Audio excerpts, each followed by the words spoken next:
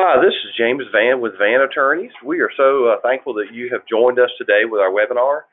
We certainly hope this will be a benefit to you. We're going to be talking today about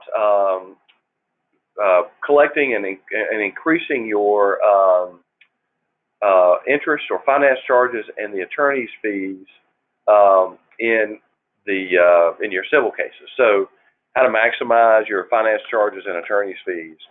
So hopefully this will help. If you have any questions, you may submit them either through our email, which is webinar@vannattorneys.com, or you can use your control panel on the GoToWebinar screen and submit it that way. So on your screen now, you should have a couple of things or four things that we're going to be talking about today, and that is how to maximize finance charges in your business cases in North Carolina, how to maximize collecting attorney's fees, how to improve the collection of both those finance charges and attorney's fees, and then why have these provisions in your contract. So hopefully that helps.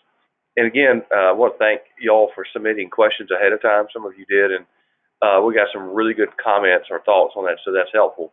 But if you have some today, let me know. We'll be glad to hopefully address those for you. So we're going to be looking at, beginning and looking at finance charges in North Carolina. And many of you know there is a legal rate of interest, and in North Carolina that is 8% per year, per annum. So, you know, in the marketplace today, 8% is not a bad rate to get, right? I mean, I remember I guess a number of years ago, 8% was not as good as you could have gotten in the marketplace. Today, that's not a bad rate. But obviously, it's probably not the business rate, at least with a lot of companies, and what they charge for finance charges for unpaid balances, and maybe in a contract. So again, that is 8%, and it's compensation allowed by law or fixed by the parties for the use of money or damages or its deletion or detention. Absent an agreement between the parties in a contract, then the legal rate is going to be applied. So if you don't have a provision in your contract necessarily for interest, then the law would allow 8% to be charged. Again, not a bad rate, but certainly you could do better. So what about a contract rate? The parties to a loan or an agreement or purchase kind of agreement can agree in writing as to what the interest rate would be if it's not paid or if there's a breach of the agreement. And statute in North Carolina addresses a little bit. So in some cases, if the amount is less than $25,000 or less than that, then there's a formula. And I'll be honest, I didn't put the formula in because it's too doggone hard to even understand hardly. If it's more than 25, then it can be any agreed upon rate.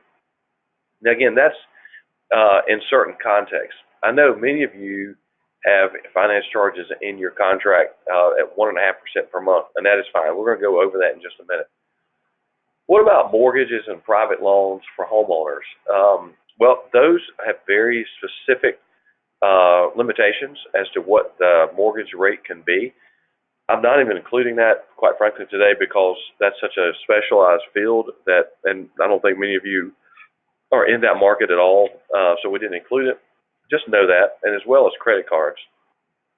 Obviously, you know, in looking at credit card agreements for yourself, but also maybe for your business, you know that those credit card finance charges can be a lot higher than typical business, and certainly for homeowners for mortgages.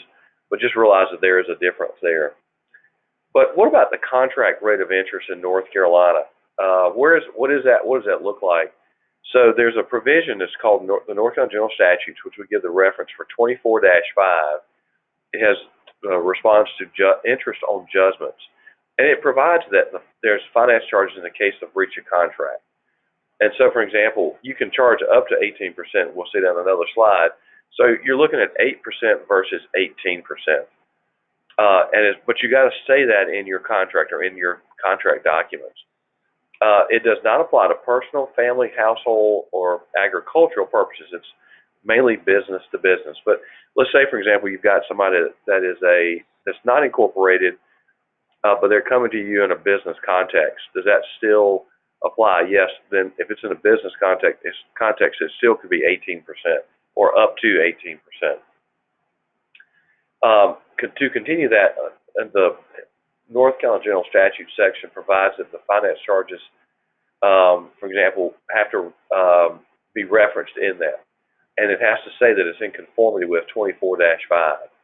So, for example, this is language that we have helped many of you put in your contract or your credit application or a similar document that says, in the event of non-payment or breach or whatever it may be, in this case it says the buyer agrees to pay a finance charge of 1.5% per month in conformity with 24-5. So here's the real reason we want you to put that in there, is that this, if you have that in your contract, then you still get your contract rate of interest even after judgment, right? It's not just for up to the point of judgment. So you're looking at, for example, would you rather get 18% until it's fully paid, or 18% and then 8% after the judgment until they pay it? So if you can get 18%, why would you not do that? It's just one little line. So if you have any questions about that, feel free to reach out to us. We'll be glad to help you with that. We talked about a revolving credit. So, for example, for open-end credit agreements or some kind of a similar type plan, a revolving charge account can charge and collect finance charges or other fees not to exceed 1.5% per month. So again, that's the max you can get on that type of a relationship or an agreement. So we had one question submitted earlier about that said, well, what about can I have an administrative charge, or can it, in addition to finance charges? You could, but you got to be really careful that plus your finance charges does not would not be considered some kind of a charge to your customer that would be mixed, where some group might look at it and go, well, wait a minute, you're not just charging finance charges, but there's an administrative fee as well, and all of that exceeds what would be 1.5% per month of the unpaid portion. So you just got to be mindful of that a little bit and think through that. It's certainly possible, but you got to realize that that's a little bit of a limitation as well, that you can't charge or collect finance charges or other fees to exceed 1.5% per month. What about usury? So we represent a lot of companies and business owners across the Southeast, and y'all may be doing business in, say, more than one state. And I know some other states there may be, for example, that's a 2% max finance charges per month, where we're 1.5%, and they may have it in their contract that they're going to charge 2%. Well, unfortunately, in North Carolina, you can't do that. 1.5% is the max you can charge in that open account credit term type limitation.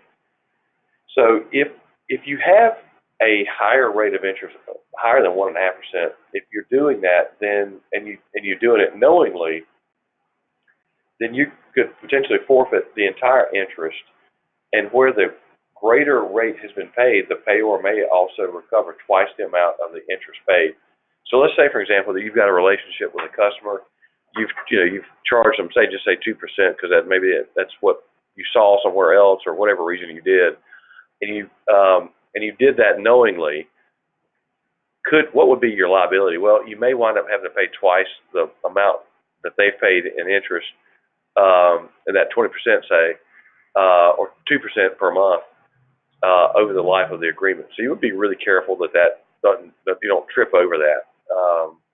And even, for example, let me just also say this: even where, say, for example, your agreement says, say, 2%, or sometimes it may say up to 2%. Well, at least in that case, you might be able to get 1.5% and argue that North Carolina law would limit you to 1.5% in that case, or nonetheless, it might be down to 8%, which is the legal rate. So at least there's something there to hold your hat on. What about attorney's fees in North Carolina? Well, in general, North Carolina has said that they're basing this off a statute, that if you want to recover attorney's fees, it's got to be based off a statute. The following are a few examples of where, in the business context, we can recover attorney's fees. So there's a list of 8 areas there, and there's probably a list of 20 areas total in the statutes, but we listed just primarily the top 8 that we know that we wind up dealing with a lot with our clients. So if you have an unfair deceptive trade practices claim, that certainly is one. If there's a wage and hour, generally that's going to be against you from a former employee. Certainly debt collection would be included. Non-justiciable cases, that's where, let's say for example that a customer sued you for something that was just totally frivolous, totally crazy, no basis in it whatsoever. That would be considered a non-justiciable case. So you could certainly try to get attorney's fees out of that. If it involves trade secrets, that's another area. And I'll tell you something else, the reciprocal attorney's fees provision, this statute came into being in North Carolina not too long ago. And I'll be honest, I thought we'd see a whole lot more of it. And basically what it says is that either side can get attorney's fees, and we'll talk about it in just a little bit more detail, but either side can get attorney's fees if you win. And the hammer is you can nail them with a fairly aggressive attorney's fees provision, but you better make sure you win, because otherwise you may wind up holding a big bag for the attorney's fees. So we've got one of the questions I wanted to ask, that we've got a poll question that we wanted to submit, I think, about finance charges, that we're going to pop that up real quick for you. So you should be able to see that now regarding finance charges. And if you would, I'd love to have you vote. It says, does your business assess finance charges? So it's a real easy yes or no. Hopefully y'all are answering that. Looks like we're getting some responses. So we'll give you about 4 more seconds and we'll close that and then show the results of that. So does your business assess finance charges? All right, let's look to see what that is. So looks like 80% of you do and 20% do not. So that's interesting. So thank you for sharing that. I think we've got one more. Let's go ahead and pop that other one up while we're at it. So 80% of y'all have finance charges in there. Second question is, do you have an attorney's fees provision in your contract, yes or no? So give you a few minutes just to relate to put your answer in. So we're just about full. I'll give you about 2 more seconds and we'll show the results of that. Wow, wow, that's amazing. 100% that just voted there have an attorney's fees provision. That's great. So that's a good job. We'll have another one pop up in just a little bit for you. So all of you have an attorney's fees provision, but 20% do not have the finance charges. Again, that could be just a business decision, obviously. Excuse me. So what about, let's look at attorney's fees a little bit more in North Carolina. We talked about that has to be authorized by statute. So we get this question quite often. What about if I hire a debt collector, a collection agency, so to help with the debt? Unfortunately, in North Carolina, the courts have not granted the attorney's fees provision to be a benefit for debt collectors. So if you hire a debt collector and they charge a percentage of that, unfortunately, you cannot lawfully charge that back to the customer for the collection of it. So it's typically limited to actually hiring attorneys. So under North Carolina law, there's a provision for, say, there's an indebtedness, and the provision is 6-21.2, and it talks about where there's an evidence of a debt or indebtedness. And that statute says that where there's an obligation to pay attorney's fees that's associated maybe with a prom note or a note, conditional sales contract, or other indebtedness, it's valid and enforceable. This includes an attorney's fees provision that is a specific percentage of the outstanding balance. So, for example, let's say you say in your contract you've got an attorney's fees provision that says that they have to pay, say, 25% attorney's fees. Well, I'm glad you got that in there. Unfortunately, the North Carolina law is not going to support the 25%. They should, but we don't. The amount is limited to 15% in North Carolina, but at least you've got it in there. So, again, under 6-21.2, if it contains a reasonable attorney's fees provision or a specific percentage, that cannot exceed 15% of the outstanding balance. So if it says reasonable attorney's fees, what that is considered, or the way the North Carolina courts have construed that is up to 15% of the amount due and owing. So, for example, if you've got say $100,000 case, right, that the customer owes you $100,000, you can get up to 15% in attorney's fees. That's $15,000. Again, not a bad place to be, because you get that. Hopefully, you don't spend that, but you may spend that. But that amount of money should go back to you. Again, I guess it depends on your relationship with your attorney, but that actually should go back to you, not to your attorney, unless you all have that agreement.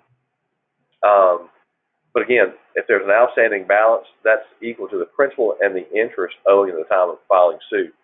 So if they owe you $100,000 in principal and finance charges, again, you can recover up to 15%. Or, if it's $10,000 that they owe you, obviously when you do the math, that's $1,500. You may wind up spending more than that, maybe, but at least that helps offset the cost of it. So we talked about the reciprocal attorney's fees provision in business contracts, and it only can be in business contracts in North Carolina. And that's each party agrees to pay or reimburse the other parties for attorney's fees incurred by reason of the lawsuit or any kind of proceeding there. And it must be a signed business contract. It's got to be signed by all parties. So, for example, if just one party signs it, then probably it's not going to be a valid provision. Both parties actually have to sign the contract. And then in reciprocal attorney's fees provision, we said it's got to be in writing. The courts can consider, in awarding the attorney's fees, the amount in controversy, the reasonableness of the time and labor expended, the rate charged, and whether or not it was a difficult issue and that kind of thing. So, for example, a lot of times, if we're having to deal with, if we're saying to defend an attorney's fees provision from the other side, they're trying to hammer us or hammer our client with attorney's fees, then what you might need to, the way we would do that would be is whether or not that rate they're charging is reasonable in the marketplace. And I'm not trying to knock on New York attorneys, but they're obviously more expensive than they are in North Carolina. If they're charging a rate that is reasonable in New York, but they're charging that in North Carolina, then that doesn't apply. It's got to be reasonable in the jurisdiction that you're in. And Raleigh's probably different than maybe a smaller town around Raleigh. But again, those are some things that you just need to think through a little bit. So let's talk about why include these provisions. Well, it creates incentive to pay on time, obviously, for your customer, hopefully, or the person you're dealing with. Having the finance charge, I think, is a great encouragement to your customer for them to pay. Now, if everybody in the marketplace knows that your company always writes those off or never, ever tries to collect them, obviously that makes a different story. You got to figure that out a little bit. It also creates an incentive to avoid additional costs. So when we send out our demand letter, we say, because it's in statute, you have to give notice before the attorney's fees are triggered. We give them 5 days. And sometimes, man, we get people who just, oh my gosh, I just got your letter, it's date 4, I want to get this paid, and that's a great thing. Obviously, we want everybody to pay faster. And they're trying to avoid that additional cost. It also helps to offset the cost you're having to incur because of your money's being tied up. I explain to debtors all the time regarding our clients, hey, look, they've expended money, they've expended product or services or whatever the case may be. You're not a bank, right? You're not designed to carry that note. You may wind up having a line of credit for your business to fund your AR. And so those are things that we try to explain to folks. But it's a cost that obviously you've got to incur. It gives you room also for negotiation for payment in the future. So, for example, a lot of times we'll get a judgment and it has attorney's fees and interest in it. And let's just say that the debtor, the customer, is absolutely broke. There's no way to get money, and there's no way to get a recovery. So it's good for 10 years, right? The judgment is good for 10 years. And we'll get a phone call and say, hey, look, I'd like to collect this, or like to pay this, rather, and it's been 8 years. And you calculate the payoff it's quite a bit of difference. That 8-year at 18% or 8 years at 8% actually adds up. That gives you a little cushion for negotiating if you want to, right? You don't have to, but it just gives you some of the cushion if they ask you to take a little bit off the top. And also, once you write it off, obviously it adds dollars to the bottom line.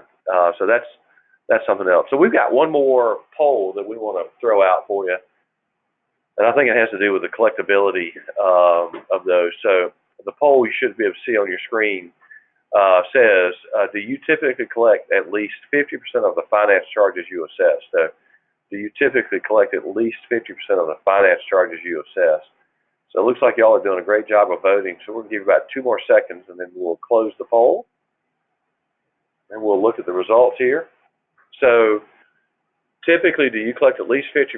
60% of you are saying that you collect at least 50% of the finance charges you assess. So that's probably not a bad rate. I don't know what that would be nationwide, but that's not a bad rate. And obviously we're not getting into the detail of why you don't collect it, but so hopefully that gives you some comfort. So looking forward, we talk about that. So thank you so much for doing that. So how do you improve on that collectability? And I still think this is true. Remain kind but firm. And I get it. Some customers just say, I'm not paying finance charges, right? We're not doing that. Here's your money. Come get me if you want to. And obviously that doesn't make a lot of sense. If they eventually paid you the principal, or if they have paid it and they're just not paying the finance charges. But I think, you can obviously say, hey, look, we don't have a choice. The other one is to go back to company policy. And I don't think hiding behind that always makes sense. But you can just say, look, I'm sorry, but we have to, this is our company policy. We can't write these off willy-nilly. We can't just write these off. You haven't paid, we need to collect that, right? And try to do your best to get those collected. Again, and do you assess those to all customers? We had a question earlier. Do you have to assess finance charges to all of your customers? Well, you probably should. If you're going to do it to most or any, then you probably should to all. And we'll talk about that in just a little bit, but that can get into some price fixing or some unfair opportunities in competition that you don't want to get crossed up in when you're doing that. So I would say certainly assess it to all, and then you can deal with the individual basis of what you do with how you collect it or write it off. And another reason of doing that is it provides room for negotiation. Let's just say a customer had paid you in 4 months, but then they obviously come in and say, or maybe you've cut them off, maybe, or you've limited doing business with them, and they need you, then you can obviously use that for negotiation going forward. Always assess the finance charges, but you can always write it off later if you need to. That certainly helps. I know I've talked to some customers who go, some of our clients, they go, we just don't want to assess it because no one ever pays it, so we just don't. And then you bump into that one who doesn't pay you, and you have to file suit. And you think, dang, I wish we had turned that thing on, turned the finance charges on, because nowhere in the relationship of that client or that customer do you see finance charges being assessed. So if you get that feeling, I would certainly turn them on if you haven't already done that. So a few extra thoughts. To assess finance charges, you need to do so monthly, not after the fact. So, for example, let's say you've got it in your contract to have finance charges, but for some reason you just haven't assessed them against this customer, and say there's maybe 3 or 4 months going on, and then they obviously realize they're not paying you. Go turn it on. Start at least assessing the finance charges. It's really hard to do that, say 6 months, 9 months, or a year later, if you haven't given them any notice that you're going to be doing that. What about the assessment of attorney's fees? It's up to the court or the arbitrator.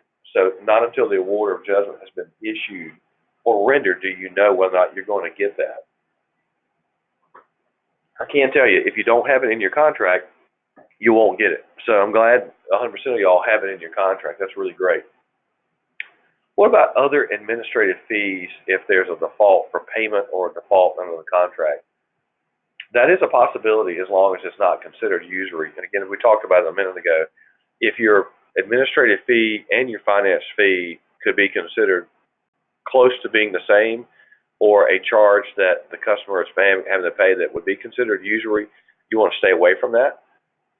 What I would say is show us, if you want to, show us or whoever else you're dealing with, show them the contract, show them the information, see what that looks like to make sure you're not crossing that line with usury. Another couple of questions we had today earlier. Can I charge some customers finance charges and not others? I want to be really careful with that with you. You know, is that, or could that be considered price discrimination if they find out? And there's also Robinson-Patman Act, but it could be a violation. That's a federal piece of legislation, and it goes to price discrimination. So, for example, if you're giving some customers a competitive advantage in the pricing but not others, then that could be a violation that you may wind up having to defend, which I don't want you in that situation. My suggestion would be to assess the finance charges across the board with your customers, and then if you need to write it off for a business reason, then do so. And you think, well, James, that's just a lot more extra administrative work. It may be, and you may have to make that decision whether or not it's worth it. But I'd also say this. Let's just say, for example, that you assess it 100% of the times, and I looked at, there were 60% of y'all that said you collected. That's 60% to the bottom line, right? Every company knows it. Every person knows if you don't pay that more than likely there may be a finance charge. It's not unrealistic. It's not unreasonable, and I would certainly encourage you to have it. Another question we had is, can I forgive some customers finance charges and not others? Well, if there's a valid reason, a valid business reason, then yes, you certainly can do that. And treating all competing customers in a proportionally equal manner is what you're trying to get to. But at the same time, that doesn't mean you have to treat everybody the same. There may be a reason from a business perspective because of the volume of business, or because of the volume of business, the potential for new business, the profit margin for another company.